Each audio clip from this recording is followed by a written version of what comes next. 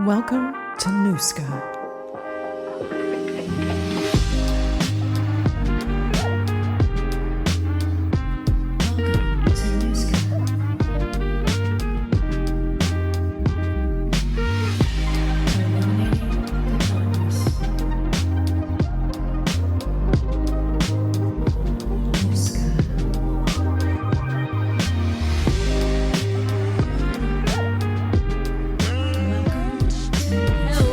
Hello, and welcome back to NUSKA 2026. It's a new year, and we are back for a brand new episode. I am here with Connie. Meow, meow, meow. It's the new year. Pew, pew, pew. We are starting off with a great episode for you today. We're going to be talking about unresolutions, which I think is going to be quite perfect considering the kind of year we just had. I know my holidays, I don't know about Connie's, mine were relaxed personally here in my home where I live, but very stressful as an American and an adult living in the world. Connie, I don't know how your holiday season was. I'm stuck at home with two neurodiverse children, one that has high support needs. Super fun. So happy. Super fun times. The best That's why we stuff. thought it would be a good idea to do this episode today, the unresolution episode, because you know, as it does every year, as long as social media has existed, every year at this time, new year, new me, new year, new me, goals, goals, goals, goals, goals, goals, goals. And it turns out that goals, goals, goals, new year, new me, actually, A, not accurate, B, super bad for neurodiverse people. As it turns out, we're not good at it. No, never have I made a resolution that I have kept. Never, ever, ever. I don't think I've ever kept a resolution, ever. So that's why we're going to talk about today. If you're a neurodivergent person, you need to just pump the brakes on your resolutions. For those who haven't made resolutions yet, hopefully this episode's going to make you feel a little bit better, because when we get really focused on, I have to accomplish this thing, it's a new year, it's a clean slate, I have to do this thing, we put immense pressure on ourselves. And a better thing to do is this unresolution strategy, taking a more general, positive, fun, uplifting approach to quote unquote improving yourself or improving your life or doing something different in 2026. So we'll just start off with the really easy basics. Where does this all come from? Like, why the heck do we have this? It's January. I have to be a new person. The old person is behind me and I have to do. Like, do you feel that pressure, Connie? Yes. But my brain has already jumped into this thing I learned about how, like, the Roman calendar didn't start for the first 2 years. The first 2 months, and it was supposed to start in March. Yeah.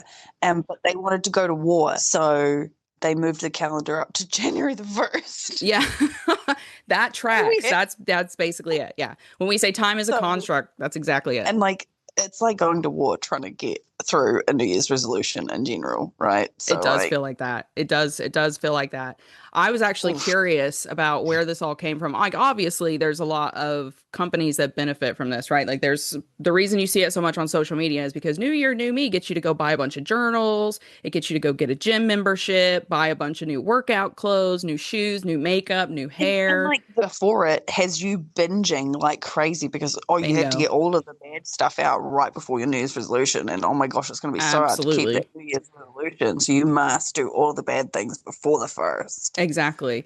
But what I actually found out is that there is actually a psychological phenomenon around it too, which is, some of it has been egged on by corporations and stuff, but it's called the fresh start effect, which is essentially a psychological effect that sees these temporal landmarks, which is something like a new year starting. It's like a significant moment in time that's marked by a wide audience of people kind of thing. It creates psychologically this idea that we are leaving a version of ourselves in the past, things we don't like in the past, and we are physically starting a clean slate new. So even if you don't actively engage in New Year, New Me, your brain psychologically is going, well, it's a new thing, so that is a temporal shift, and it's a new start, and I get to be a new person. What a great way to convince mass amount of people to ignore what's just happened in the last year. Right? What? Isn't it? New Year, New Me. I'm sure Donald Trump's probably tweeting that right now on Truth Social. one of those things where it's like that's a subconscious thing that's happening. It happens every single year, every Yep. year of our life. You come into middle age and it's like it's this automatic thing. Like you just almost shrug off the year that's happened prior because that's been ingrained in you. It is, yeah. And it's not new. I mean, granted, this time of year that we're now doing it in is pretty new, right? Because it's the Gregorian calendar, which has not been around that long. If you look at the scale of human beings, some people in the world still don't use that calendar or have recently. Yeah. There's also Matariki here, which is through the colder months. Yeah, like there's a lot of different places that don't bother with the Gregorian New Year. I think it's more of just like another thing to celebrate and a few days off. Yeah, yeah. The Chinese New Year's in February, so they're not even celebrating New Year's until February. So it's just this psychological phenomenon, but it's called the fresh start effect. And there's a few things that go into this. And on one layer, it's symbolism. So that it feels significant that we all stood and watched a ball drop, or you kiss at midnight, or the clocks change and you see different numbers on the thing.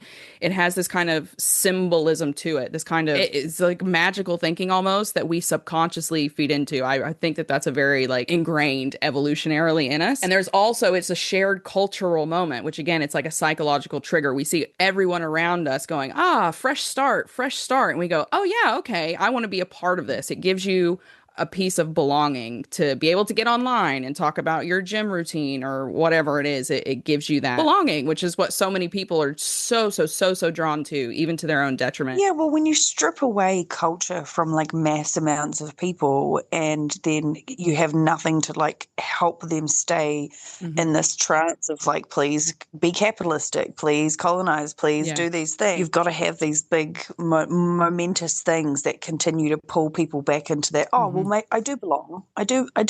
Absolutely. Yeah. And it's also, which is interesting that you said this, is it also is triggered, this fresh start effect. It's triggered by having a season of indulgence before. So you've spent weeks indulging, food, drink, social time, spending money on yourself, whatever it is. And this allows you to put the brakes on that and shift back into kind of routine or formality or organization or whatever it is you may have been lacking when you were being more indulgent. And then, of course, it's just that feeling of a clean slate. If you're someone who struggled, you had a really bad year, bad things happened to you, it almost feels like getting in a bath and like scrubbing things off of you and walking out clean. It can feel like that. Like, I get to be a whole new person and that stuff's not attached to me anymore. Thing. That's got to be a neurotypical thing. There's no. I'm like, no. I still feel like I am in the sludge of the year before. What do you mean? I'm right there with you 100%. But I do know people who are like, it's, it's like a spirit. You know who's really guilty of that is the new age spiritual people. I've seen that. My mom was quite into that. Like it's an energy cleanse that cleanses all of those things from you. I'm like, just like the number changing on your phone did that for you? That's crazy. Yeah, like, see, this is why I like Matariki here, because it goes by the star movements. Like, that's actually something that is... That makes sense. That makes sense. Notable. Or seasonal change makes sense. Yeah, there's the seven sisters, the seven sister stars that show up in the sky through Matariki. Yeah. And...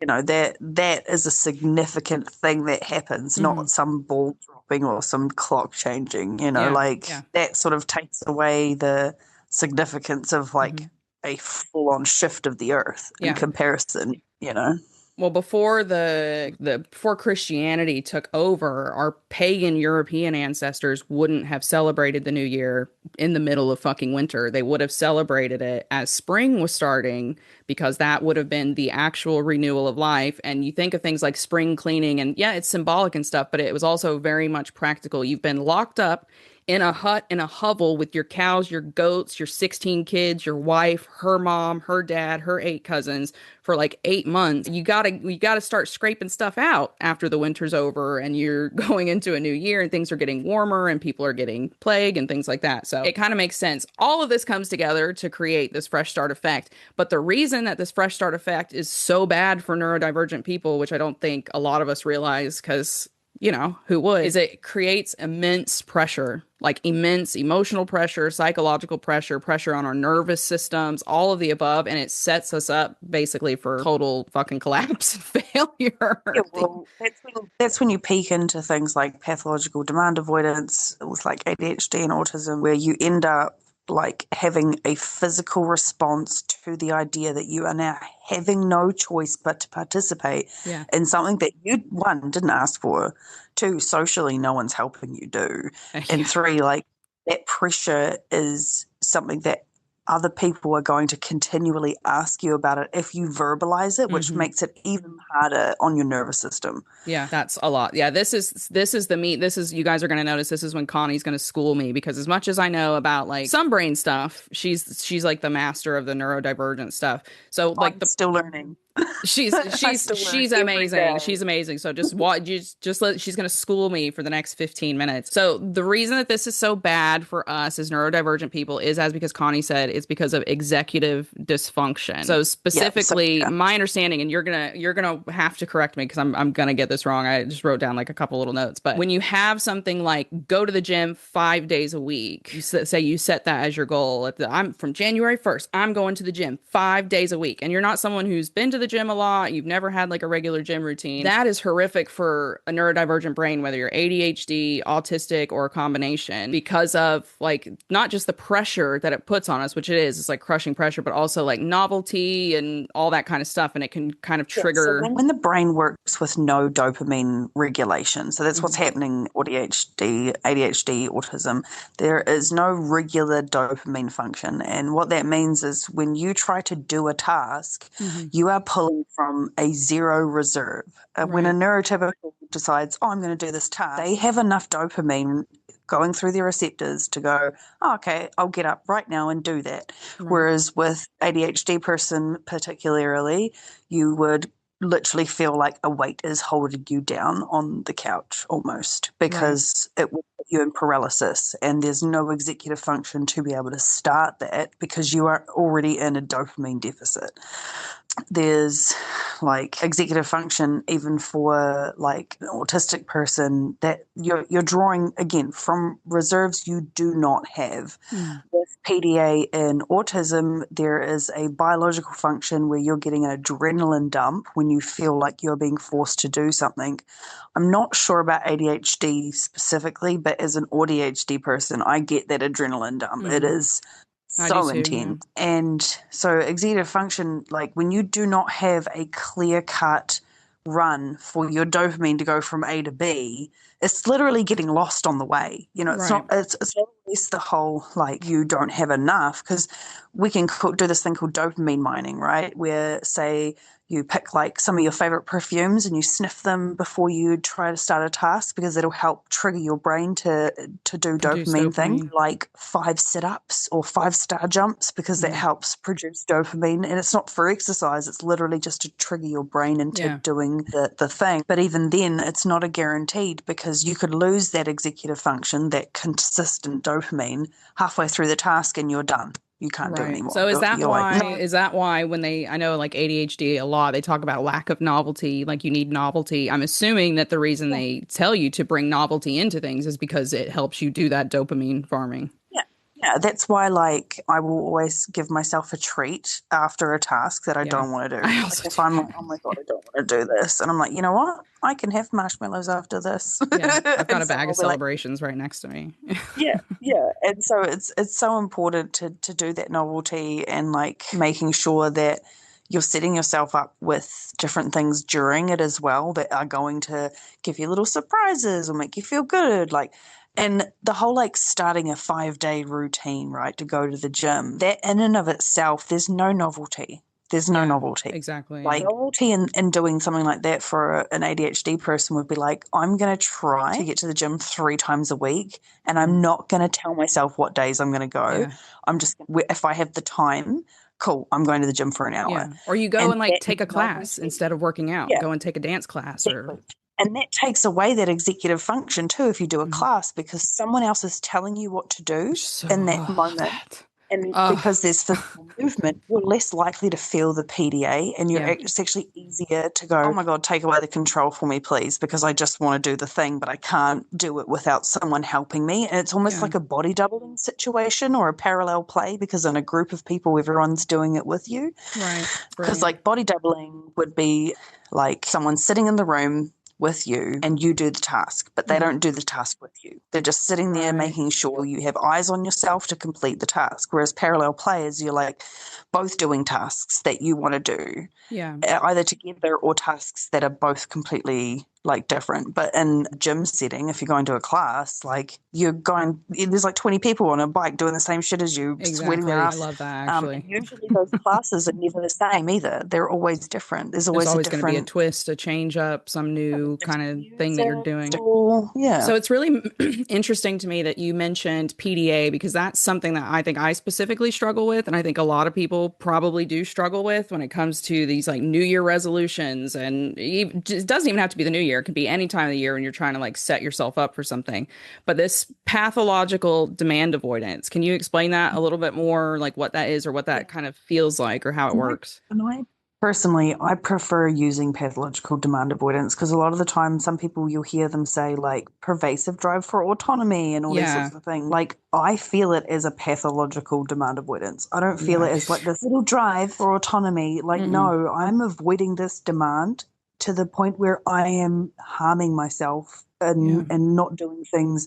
You know, like I could get a letter from someone and like it will feel like it's a demand to open it and it will not get open for like 2 weeks. Yes, And that's what I'm bad about. you know, like that's dangerous, you know. So with the you know, New Year's resolutions, if you're not setting yourself up in a way and even speaking to yourself in a way that goes, this is not a demand, this is a goal that is actually, you know, achievable, but you don't have to achieve it straight away. This is a slow burn. Then there's a higher chance of, especially with someone with PDA, to be able to complete it. Because if you're setting a goal like, right, I have to do this every day at this time, by the time you get to 10 minutes before that time limit, you're going to be like, oh my God, I have to do that thing. I really don't want to do it. What can I do to like get out of it? Oh my gosh, like this is like actually starting to really stress me out. Like, and that fear, that anxiety starts to take over because you're getting an adrenaline dump because your body feels like you are literally being hunted for sport. It does feel like that.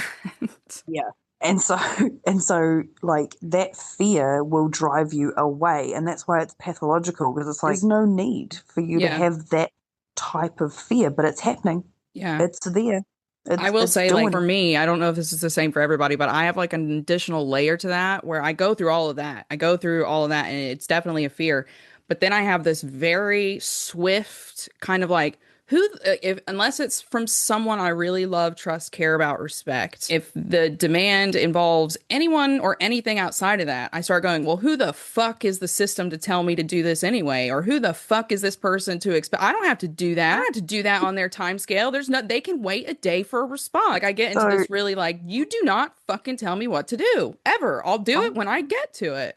Which is not good. It's also bad. They're under ADHD spite. So like PDA for autism will be a biological response, but like which I do have that as well. But then ADHD spite and pathological demand avoidance are like best buddies. And when that moment happens, of course, your ADHD is going to start rationalizing with fight. Yeah. And that fight system is going to come up and be like, well, why the fuck do I even bother with this? Like, who are they? Literally, I will start going, well, this is a made up construct of a bullshit system anyways. None of this existed 50,000 years ago. Like, I'll start having those conversations, which is crazy because we're not 50,000 years ago, right? It's 2026. I'll literally be like, no, this is fake. I'm not doing it.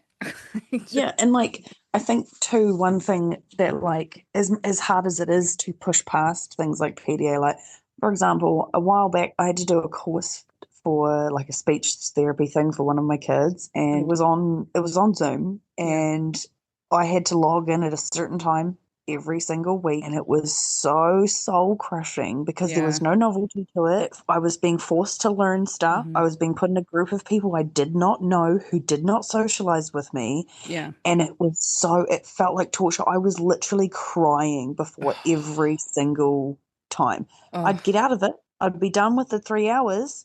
Yeah. Happy as, perfectly fine. Wow, I learned so much. This is great. Why didn't I push myself into doing it? And then next week, I'm crying. I feel forced. I don't want to do it. I get on the thing, and I love it.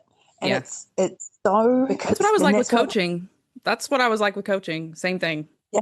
Yeah. Yeah. I feel so good after this. This is amazing. Yep. And then it gets to it, and you're like, I hate everything. Yeah. Everything just die. Yeah, well, Dan would come downstairs sometimes and I would be feeling so much pressure because also, like, when I was coaching, I want to do right by my clients and I want to do well. And some of them are dealing with so much big stuff, and it puts a lot of pressure on you to make sure you're going above and beyond to like help these people figure stuff out. And there'd be times he would come downstairs like 20 minutes before I was supposed to be on a call with a client. I would just be like sometimes yelling or screaming or literally crying, being like, I don't want to be alive. And he's like, you got to calm down with this. This is because it was just so stressful for me. Yeah, because and that's why it's a biological thing. That's where that biological response is coming in, because you have no control over it. Yeah. There's no genuine control. Like, the only time I've ever started to feel like I have genuine control was when I got medicated for my postural orthostatic, because the same medication that I get for that, which reduces the adrenaline function in the body, it's also reduced my PDA, and they give it to some autistic people as well because of the reducing that adrenaline function, so the PDA isn't so intense and it doesn't become this anxiety fuel every single time. Yeah, I'm realizing now too that, and this is one of the reasons, you know, I think we struggle with resolutions a lot of us, is that I'm creeping towards my 40s and I'm just figuring this out. But a lot of this, when I would set goals or things, so let's say there was 1 year I was like, I'm going to go to the gym 3 days a week. And a big problem was sensory issues that I didn't even realize that I had about like being too hot, being in the wrong clothes, like not being able to tolerate certain temperatures in an amount of time, or I had to walk. I set this goal for myself in like frigid Edinburgh winter when we were having snow, and I was like, I'm gonna walk uphill 10 minutes to the gym every day. Like, that was not gonna happen, right? So by the time we got to February, I was like, well, I fucking hate myself because I've not gone to the gym. I've gone to the gym 3 times in a month, like that kind of a thing. And it's so much, there's so many sensory issues that I just didn't even realize were a part of me failing at stuff or not wanting to do stuff or avoiding stuff, like goal setting. Yeah, and like that will fuel that PDA as well, like not having the right sensory equipment for something. Like, understanding your ability to deal with a sensory experience, and if that will make something harder or easier, is so important. You know, like a lot of these people that like do the gym stuff, like they're all wearing these tight, restrictive things. Like, granted, yoga pants, comfy if they're not. Although I do love a good pair of compression pants. I do like compression shorts. I used to wear them for rugby all the time. But like, wearing that for a solid hour while you're working out is not actually going to be beneficial for someone who has sensory issues. You need to be going to the gym in like basketball shorts and a fucking massive giant t-shirt. Yeah. You need to be able to wear your headphones the whole time and, you know, be able to have it so that it blocks out any of the loud wet gym hair noises. Cannot be touching the back of my neck. Like, it's like little shit like that. Understanding that you're going to the gym with a plait in your hair that's pulled up into a bun so that nothing is whipping around and you're not having issues. You know, like there's a lot of things that you need to be able to put in place for you to want to be able to do that. You know, like when my unresolution, because like when I set any goals for myself, I know as an autistic person, I need to attach it to my routines, because I have set routines that I have no choice but to go through each day, not just for myself, but for my kids. And so, you know, like I'll be standing in my kitchen cooking dinner and I can't leave the stove. Because I've got a child who is literally the Tasmanian devil of a human. And so I have to stay in the kitchen. So I'm like, okay, like I've gone out of my way to find like 5 or 6 different like physical movements that will help my mobility within my like body in a few different ways that should help me tone up a little bit, but that's not my goal. My goal is to get my joints moving so that I'm not just standing there doing fucking nothing the whole time. And I've attached that to a thing I already do, because there is gaps of time within that I am not doing anything. I'm just standing there in front of an oven like a nothing. So by attaching, you know, your whatever you want to be doing to something that you already do, you know. So for you, it could have been, well, I like to go to the cafe this time this week, you know, once a week or whatever. You know, before I go to the cafe, maybe I'll go to the gym for even half an hour, and I'll just go on the bike for a little bit, and then I'll go treat myself with a coffee and a cake or whatever, and then next week maybe I'll be able to do some weights. And you know, keeping that ADHD novelty by not forcing yourself into this massive routine, and then treating yourself and giving yourself that dopamine after of like, I did a good thing. Yeah. Because there's a high likelihood for a lot of ADHDers and autistic people that you don't have a good internal monologue that's giving you dopamine by giving you compliments. That bitch is brutal. It's mean. And one thing I like to tell people is like, would you say that to your best friend? And if your best friend said that to themselves, would you let them?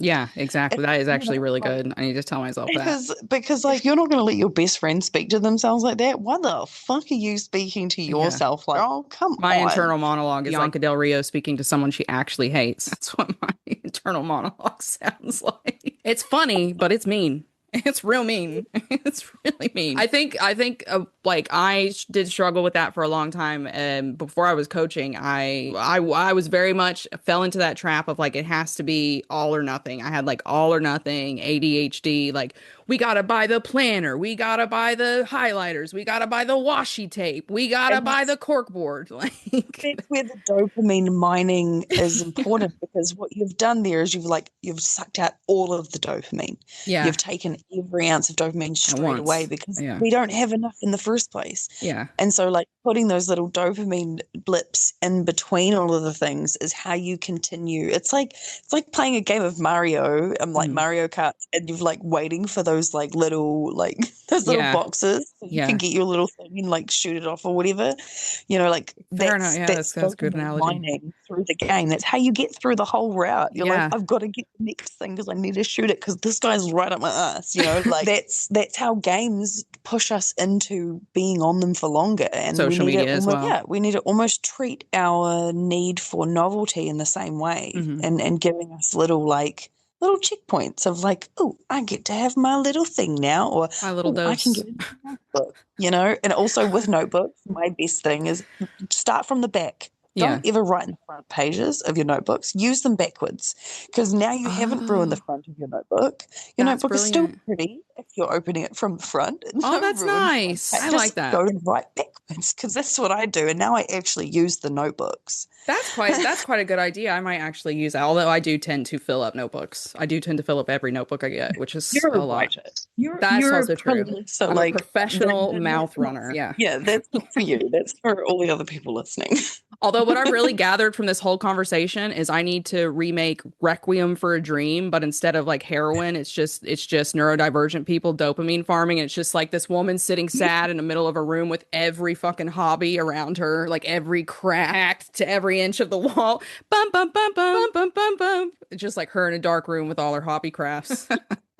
I don't know what the ass to ass scene would be.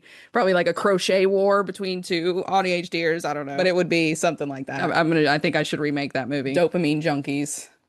I like that movie so much, but now I really want to rewatch it so I can figure out the scenes and be like, okay, what would happen for us there? Yeah. Even a lot of that is about addiction. And I'm sorry. They're probably neurodivergent. If you have any addiction or have gone through addiction, girl, you need to go and get yourself checked. 100%, because there's a very high likelihood. Well, I think this would be a good place to drop a little history nugget. It's herstory. Herstory nugget. The herstory nugget. We've got a little history nugget. This is a new little segment we're going to be doing, and it is what it says on the tin. It's a little history nugget that has something to do with what we're talking about. And since we're talking about resolutions, before we get into the nice meat of how you can actually do this unresolution process, let's do a little history nugget. It's actually Connie today that's got the good one, because I didn't do my research. So I didn't. I by chance lucked this one. Okay, I actually. So people that celebrate Yule do a thing called Yule boasting, and basically what that is, and I don't drink, so it wouldn't be me per se, but I want to do it anyway. You get shit-faced drunk with all your friends, and one by one you all stand up and start boasting out most ridiculous New Year's resolutions possible.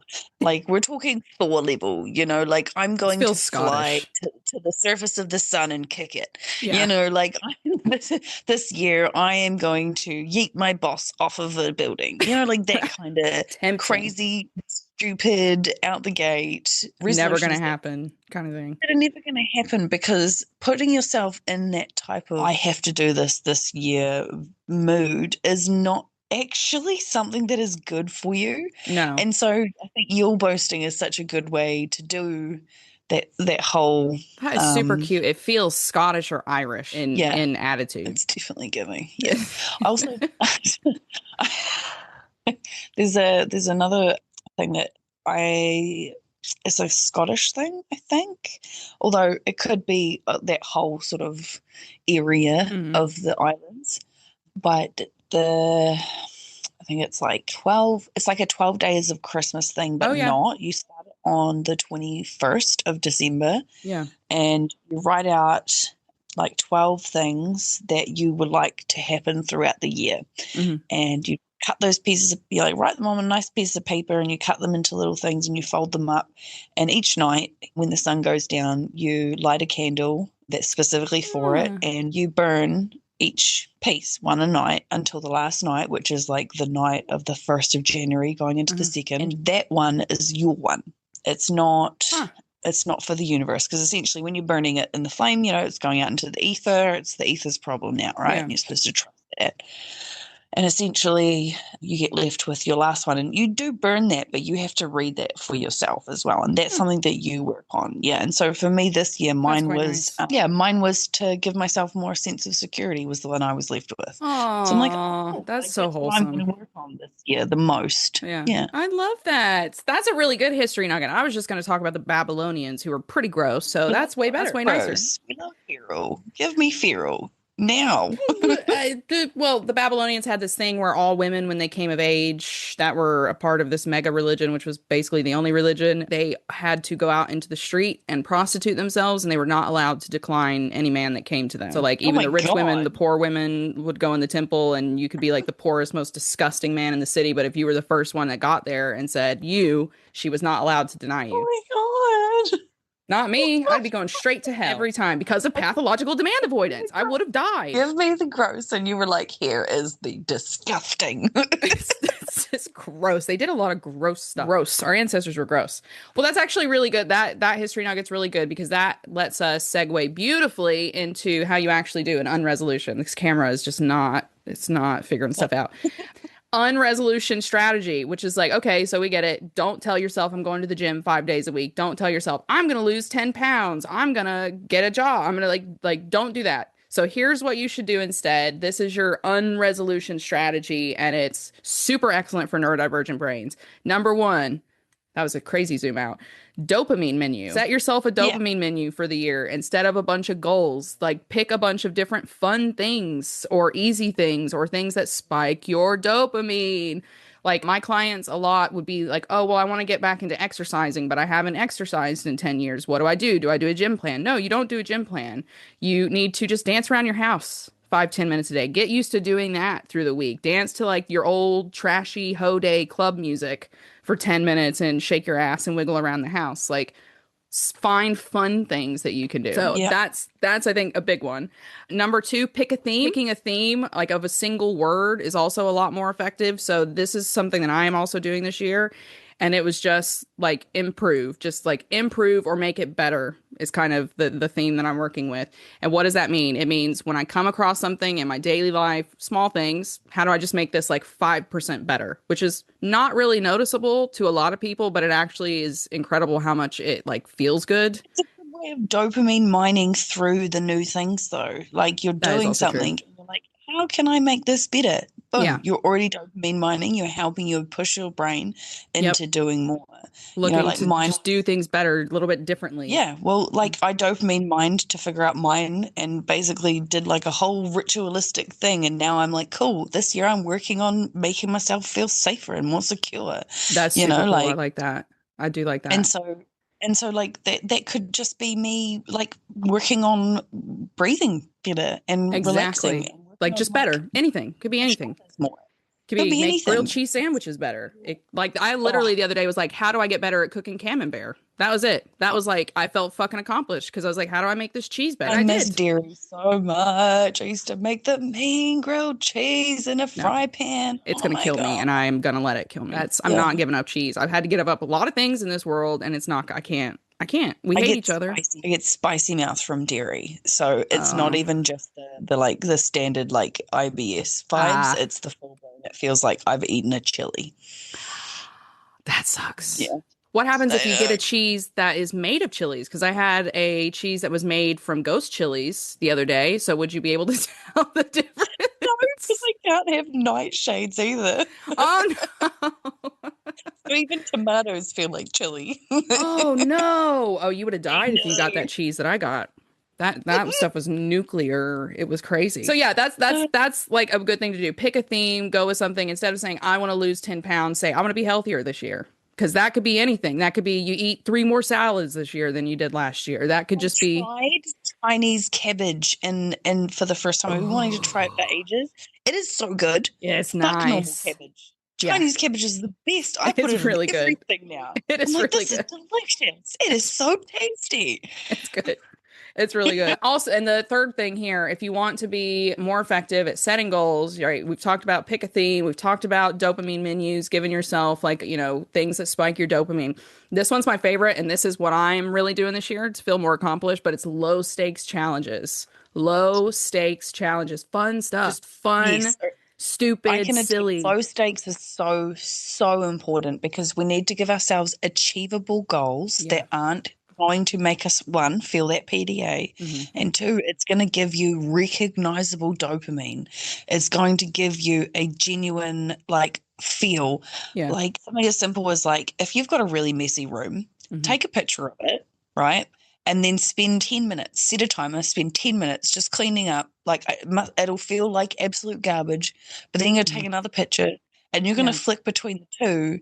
And you're going to go, oh, shit, I made a huge difference there. That's massive. And you're going to get the dopamine from it. And you're going to be like, wow, I didn't set a huge time limit. I didn't make this a big deal. I was just like, cool, let's make a comparison photo. And now you're seeing, oh, wow, low stakes, massive reward. Massive. That's brilliant advice. I love that. And it can be stuff as simple. And this is really positive. If you're I really want to do something positive for myself, say no more.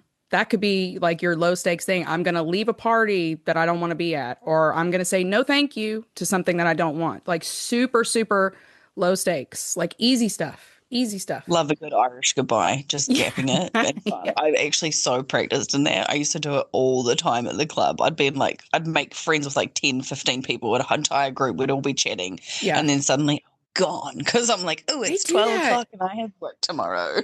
I've seen that happen more here in Scotland than I ever saw it happen in America. It's hilarious to me. I love it. I do it. I love it. It's excellent. Excellent, excellent, excellent. So yeah, that's what you can kind of do. Instead of really beating yourself down and trying to become Superman just because the calendar's changed, go for an unresolution, dopamine menu. Pick a theme, give yourself low stakes challenges, have fun, enjoy yourself, do different stuff. Don't go to the gym 5 days every week. That's fucking boring. Who wants to do that? That's a job, another job. You deserve to not put the pressure on you that neurotypicals don't have any problems trying to meet. That these resolutions, the people that meet that criteria, one, crazy in my opinion. How Absolutely, the fuck are you doing that? Yeah. And two, are most likely nowhere near the neurodiverse spectrum. And that in and of itself means that they have so much more dopamine. They get to choose to do a task and they just literally have a different physical experience. They literally physically experience life different. They can put their hands in a dirty sink of water without gagging. And I'm like, you are fucking crazy. I can't touch used silverware without gagging. I swear to God, I sit there and do the dishes. I don't care about plates, bowls, cups. Fine. Bare hands, bare hands, bare hands. I get to the silverware. Hot water comes on. Yellow gloves come out. They're all the way up to here. Sleeves are double rolled. I can't. If I touch a used piece of silverware, I freak out. I have my whole life. I literally only eat with chopsticks now because I have to have the same texture in my hand that's touching my mouth. I do like the texture of chopsticks when I eat with them. Yeah, I'm gonna get simple. Chinese tonight. There's no extra. You're not stabbing yourself with a fork. Yeah. Sorry, we're just going off on a massive Also, like when tangent. you bite the fork as well, I hate that. I hate when you accidentally bite a fork or it's not. I hate. Ooh, so there's been some issues and everybody missed them. Took almost 40 years. How? How? I let my kid try wooden chopsticks because she was eating noodles for the first time, and like with chopsticks, but she had plastic ones, and it's easier to eat them with wooden. There's like Yeah, it is because it's yeah. She's like, she literally hands them back to me like after one mouthful. She's like, I don't like wood in my mouth, Mum. Give me the chopsticks. It's okay. You just carry on. Remind her of that statement 20 years from now. Remind her of that statement. Oh my God, I just heard what I said. Either way, it'll be funny. No matter what. No matter what, it'll be funny. It's already like, I don't want to have kids. I don't want to be in any kind of relationship. I just want a dog. And I'm like, good. Yeah. So it'll be really funny. She'll be like, yeah, you'll remind her of that statement in 20 years and she'll be like, hell yeah, I knew what the fuck I was talking about. Or she'll laugh. She does. She always does. All right. Well, then let's wrap up then with a little bit of a deep dive. We've given lots of information, Adam, today. So we'll do a little bit of like what we're doing this New Year's. And I think instead of telling people more of like what we are doing, let's talk about what we're not doing. What are our anti-goals this year? Like what's out? What is out for you, Connie? Oh man, what am I not doing? I am not putting pressure on myself to be a perfect mum. Yay. Excellent. Yes. There's no way I can do that. There's Doesn't no exist. way. I cannot complete That's not a that. thing. I can garden. I can garden real good, but I cannot be the most perfect mum. No And I one think can. that's important. Like my kids not seeing perfection because they're Bingo. neurodiverse kids. Mhm. How the heck are they going to emulate their own nervous system and respect and care for their nervous systems if I'm over here pretending like everything is perfect all the freaking Exactly. Your kids need to see your humanity so that they can figure out how to live in their own humanity, which is the good, the bad, the ugly, and everything in between. Like they have to see that. They have to see how to navigate it. How else are they going to learn? Like that's brilliant. I like that. I like that. Is there anything else that's out for you this year? Probably holding back. Like Yep. there's a lot That's of one of times mine. where I'm like in a conversation with someone and I don't like what's happening.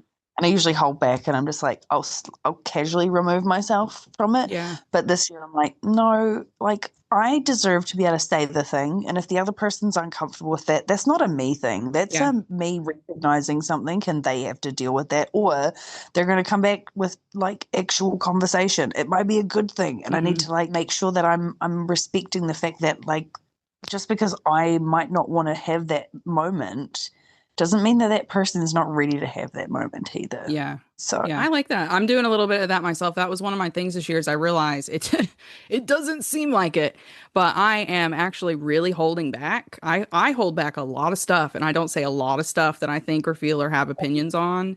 And some of things we have that are not recorded. I'm like, dude, you need to be this mean all the time. Yeah. So that's my goal this year. And it's kind of an extension of, I think last year I told myself, and I think I even made a video about it, is that I was intentionally using TikTok to try to unmask. And I think some of that. I remember the video. I remember. Yeah. Because memory says yes. Because that's also why I stopped wearing makeup and doing my hair and Botoxing and all that kind of stuff as well. Like I really am trying to force myself to just be a raw human being. So that was one of my things. I'm not going to shrink myself. I'm just not going to shrink myself. If I feel something about something, I don't care if you fucking hate me. I'm going to say it anyway, as long as it's not to the detriment of people, like actual real human beings. You know what I mean? Like I'm not going to dump on people who already have it bad. Like I'm not going to start dunking on minorities and shit like that. Not that. No. You're going to actively make. I'm going to be meaner to women that look like me is essentially what it's going to come down to. Yeah. Gonna make white women shake in their boots. Yeah, because I'm real fucking sick of it. And I stuff with my family as well. It's not just me swinging at Taylor Swift. It's me being brutally honest there. We are the white women that do not take white women for no, fuck you. Fuck all of you. Yeah. At least you're doing the decolonizing. You can get the fuck out of my way. Yeah. Like no. I want to be the anti Taylor Swift. And that's what I'm gonna fucking do. So what about an ick list? I think that this is quite a good idea. I saw somebody doing an ick list, which is like trends, New Year trends that just turn them off, that make them go, no thanks, no thanks. Do you have any of those that you've seen that are you're like, come on, man, like, come on? I've got one, which I actually did not know. Like I was almost guilty of this. What's that? It's unrealistic. Whenever I see unrealistic goals that people set for themselves, Yeah. or like what gives me the ick is like people that set goals that they're already literally achieving, you know, like gym girls, like to go back to that same euphemism, right? Gym girls being like, I'm gonna do more of these kinds of workouts and work on this. And I'm like, bro, you already have a nice ass. Can you just shut the fuck up? Like, Also what do you usually mean? a BBL. Yeah, yeah. And I'm like, why are you like, you just don't really want to do, like, because the whole point of resolutions or doing these sorts of things, right, is for some sort of self-improvement, some sort of self-care. Girl, you're already in the gym. You're already doing the thing. Like, so what? How about, I don't know, counseling? Yeah. Maybe read a book this year. Maybe, don't know, listen to one audiobook. Maybe, I don't know. That's one I could get down with, you know, it's like adding more books or like spending 5 minutes reading a day. That's or audiobooks. Audiobooks is reading. I tell people that all the time. If you can listen to a podcast, you can listen to an audiobook, throw an audiobook on. Few minutes, that counts. I don't care. If I can ask you a question about a book and you can respond with the information, you read the book. I don't care how it happens. I don't care how it happens. I think audiobooks are accessibility for people, you know. 100%. That's literally why they were invented. Yeah, 100%. People wanting anything other than Braille. So yeah, I've seen that argument come back up again in the writing world where people are like audiobooks aren't reading. I'm like, well, shut up, shut the fuck up. If you comprehend the information in the book, you read the book. So stupid, so dumb. For my ick list, I think the biggest one for me, and I did not know this was a thing, 5 a.m. cold plunges. So like the early morning cold plunge thing here in Scotland, it's a big deal. It's a big deal. They call it the Looney Duke, and they go out in costumes and dunk themselves in the Forth, like on New Year's morning. Crazy. I recently went to something similar with some friends. It's this spa, and then you can also go out and get in the ocean, the North Sea, which is fucking cold. And I thought it was going to be really fun because I was like, sauna, then cold, then sauna. This is going to be great. My nervous system about shut the fuck down when I tried to get in the cold water. My body went, get out right now. Who do you think you are? It turns out cold plunge is not great for women. Not really great for us. Actually kind of dangerous. Actually not great for us. Yeah, I didn't know that. Our body temperature runs different. That's why. Yeah, and apparently it's like a well-known thing in Chinese medicine that you should, and it's not like a sexist thing, but they know because of hormones and like all these bodily changes that go on with women that you should keep women warm. Like the goal should be to stay warm, not cold plunge. That's why like warm, you know, like keeping your house warm is so important for people, like especially women, because you're essentially running colder. This is why, you know, like there's like workplaces, like big, you know, conglomerate workplaces that keep the heat setting at a specific setting that helps men be productive. But you've got women that are wearing cardigans to work every day, all day, because they're freezing their fucking ass off, and they it all comes back. Fucking capitalism. Fucking men. I was using something the other day and I went, you can tell this was designed by a fucking man just because it was so impractical. I was like, you can just fucking tell.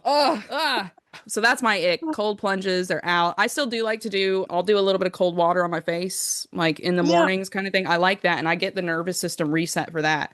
Like where I get the little and then it feels like nice and calm. But dunking yourself, apparently not good. I found out for neurodiverse people, warm water, like a warm drink, is actually better to reset your vagus nerve than it is to have like something cold. Yeah. And then also we've talked about this before, I think on another episode when we're talking about pots and how it's like at the end of your shower, your hot ass shower, because we have it as if we're going to fucking hell. Yeah. Like turning it colder and colder until you can't handle it anymore, basically, and helping that reset of the blood being constricted back inward instead of having it right at the edge of your skin. Yeah. What do you know? Learn something every day. I told you guys Connie was going to school me on this episode, which is partly why I picked this episode. Just effortlessly. So yeah, that's it. That's our ick list, our anti-goals. That is some good stuff on unresolutions. Don't set yourself specific resolutions this year. Just have some fun with it. I think that's the overall takeaway is dopamine. Have some fun with it. Now, just before we go, we're going to close with our last new segment, the NUSKA Nugget. which will probably have a different name because we've already had History Nugget. We're working stuff out here, folks. We're going to get there. But this is just a little fun tidbit, little peek behind the curtain. A lot of it will be inspired by my TikTok stuff, but essentially this week, just a little heads up. It looks like Travis Kelce's charities, a little dodgy. One of them has pretty dodgy little track record with money that was not necessarily going where it needed to go. It doesn't have the board members. It's just two brothers that have been working with him forever that have been taking like $400,000 off of the charity for management fees. So millionaire doing fraud with a billionaire missus. So I'm like, dude, why are you doing fraud when the bitch you're about to fucking marry, a billionaire, with that fucking diamond ass a full billionaire, is like a billionaire who just like farts airplane rides. So like, what are you doing? Stealing from what should be charity? Like, I mean, like, I have my qualms about the NFL anyway because they don't recognize that whole like chronic brain injury. Traumatic they're brain doing everything they can not to. I'm so mad about that. Like that. Like, because that's so freaking dangerous in terms of like, there has been serial killers that have chronic brain injuries. Literally. Or like, just producing like psychopaths. Yeah. And so like, of course, the psychopath fucking football player who has a psychopath billionaire missus is stealing money from charity. Shock, surprise. Yeah, I need my entourage to have money, but I don't want them to work because they have to be at my beck and call. So I will just pay them through my charity because I need my dick sucked all the time. That's exactly. It's going to be funny to see what happens. Apparently, this is a very known thing in the NFL. Like all these little camps and charities are just profit mills. And that article from the Arizona Reporter that I shared on TikTok, they said it in there as well. But we shouldn't be surprised, I guess, that a grifter is getting with a grifter. But what's going to be funny is that these two, you can tell they're so arrogant as well, but they're probably going to be the ones who lift the cap and get all rich people exposed for charity stuff. And that would just be so funny to me if they ended up outing a bunch of the rich people. I keep thinking it's going to be like how Kim Kardashian, like, because this is Taylor Swift's like first marriage like situation, right? Yeah. So I feel like it's just going to be like Kim Kardashian. I don't think they will. Marriage situation. It'll be fully televised, this massive event, and then 100%. within 72 hours they're going to be not married because he probably like Disney documentary. Fucking mess. Fucking mess. The whole thing's a mess. I don't think they're gonna get married. I think there will be some kind of breakup so she can write a big victim album. That's what I reckon will happen. But everyone's so mad about her album that's like, I like to suck dick. And I'm amazing. Penis. I like to suck dick. Penis. That's like the whole album. It's just it's an absolute joke. All right, everybody. I think that just about does it for this week. Now you know. Resolutions, New Year's, not good for the neurodivergent brain. Set yourself a goal of having some fun, having some novelty, and dopamine, dopamine as much as you can get. So I think that pretty much sums it up. Hey, Connie? Yeah. Set that little candy trail of dopamine and follow it to your heart's content. Because right to the big candy house with the witch in it. Yeah. You are not a neurotypical and you deserve to actually do things in a way that works for your brain. Love that. Much more eloquently put than what I said. So we are actually getting organized this year, getting stuff together. I mainly am getting organized. Connie is always come prepared. I'm the one who doesn't come prepared. So we will be back next week. We're going to have a really good episode on body neutrality. Should be lots of fun. Yes, there will be some Ozempic talk. We'll have a couple of hot takes, I'm sure, because I know we both got opinions on this and what's going on right now with body neutrality and all that kind of stuff.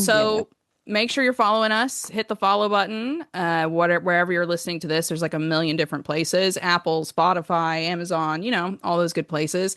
You can follow us on social media. I'm on TikTok at The Real E.B. Johnson. TikTok, Instagram, basically everywhere. Connie, where can the lovely people follow you? I am Rainbow's Moonbeam on Instagram, and on TikTok, I am Contrary Constance. If you want to hit me out there. Excellent. And if you want to help us grow this podcast, if you want to support the podcast, you can also join us on patreon.com/NUSKA. For as little as just $5 a month, you can, like I said, help us grow this, but you can also get some extra little goodies. I post articles on there, little notes and stuff. I'll be doing more of my art on there as well, and we'll be sharing some outtakes and things from the show. So head over to patreon.com/NUSKA if you want to support us. And if you loved the podcast, don't forget to go over to Apple and Spotify and leave a 5-star review. It just helps the other... Nothing less. Nothing less, or we will hunt you down. No, I'm kidding. There's tons of negative reviews on one of my podcasts from the Swifties on Spotify. They can't do it on Apple, but they leave me lots of bad reviews on Spotify. Oh no, you pissed off the Swifties. No. Oh no.